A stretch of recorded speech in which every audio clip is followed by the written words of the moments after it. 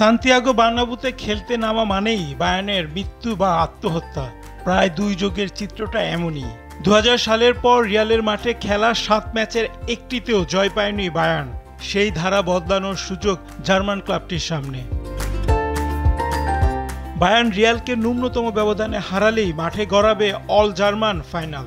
কারণ আগের রাতে পিএসজিকে কাঁদিয়ে ফাইনালের প্রতিপক্ষের অপেক্ষায় রয়েছে বরুসিয়া ডর্টমুন্ড।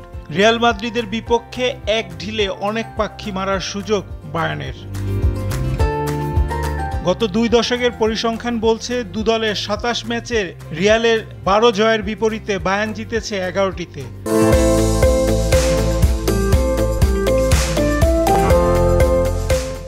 রাতে রিয়ালের মাঠে জিতলেই নিশ্চিত হবে চ্যাম্পিয়ন্স লিগের ফাইনাল। দু দলের সর্বশেষ দেখায় স্প্যানিশ জায়ান্টদেরকে হারাতে পারেনি বাভারিয়ানরা।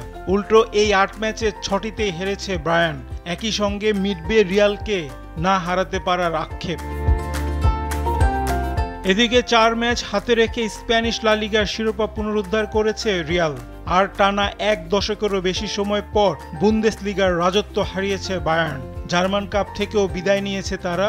আর চ্যাম্পিয়ন্স লিগের শিরোপা জিততে না পারলে দীর্ঘদিন পর ট্রফিহীন থাকতে হতে পারে দলটিকে। কার্ড সংক্রান্ত নিষেধাজ্ঞা কাটিয়ে রিয়ালের স্কোয়াডে ফিরেছেন দানি কালবাহাল। এতে কিছুটা স্বস্তি পাচ্ছেন Real coach Carlo Ancelotti. Injury কাটিয়ে ফিরেছেন দলের সেরা গোলকিপার থিবো কোর্তোয়া। কিন্তু কোয়ার্টার ফাইনালে ম্যান সিটিকে হারানোর নায়ক আন্দ্রে দুনিনের উপর ভরসা রাখছেন ইটালিয়ান কোচ। চলতি মৌসুমে একটি পরিসংখ্যান ভাবাচ্ছে রিয়াল সমর্থকদের। চ্যাম্পিয়ন্স লিগের নকআউটে নিজেদের মাঠে জিততে পারেনি গ্যালাক্টিকোরা। শেষ 16তে লিপজিগের বিপক্ষে 1-1 গোলের ড্রর পর কোয়ার্টার ফাইনালে ম্যান সিটির সঙ্গে 3-3 গোলের ড্র করেছিল রিয়াল।